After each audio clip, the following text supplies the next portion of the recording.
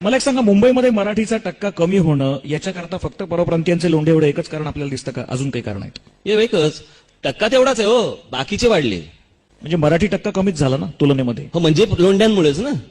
प्रश्न असा आहे की समजा 5 लाख लोक होते आणि 2 लाख लोक इतर होते, ते 2 लाखाचे 20 लाख झाले, 5 लाख तिकडेच आहेत. आणि या सगळ्या गोष्टींमुळे एकूणच नागरी सुविधांवरती होणारा त्याचा परिणाम याचा कोणी विचार नाही करत. आज मुलांना शाळा राहिलेल्या नाहीत, ऍडमिशनची काय बोंब झाली आहे. म्हणजे वर्षानुवर्ष इथे राहणाऱ्या लोकांचा, जे स्वतः टॅक्स भरतायत प्रत्येक गोष्टीचा, त्यांना चांगले रस्ते मिळत नाहीत, त्यांना चांगल्या शाळा मिळत नाहीत, त्यांना चांगल्या बागा मिळत नाहीत, त्यांना चांगली मैदानं मिळत नाहीत, त्यांना चांगली हॉस्पिटल्स मिळत नाहीत. ही कशाची लक्षणं आहेत?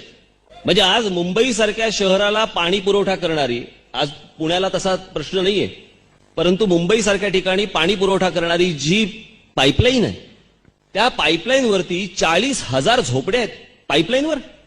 नाही बाबांनो, हा हसण्यासारखा मुद्दा नाही आणि कोणालाच याचं गांभीर्य नाही. सगळं फक्त निवडणुका निवडणुका आणि निवडणुका एवढ्या चक्राभोवती सगळं फिरतंय.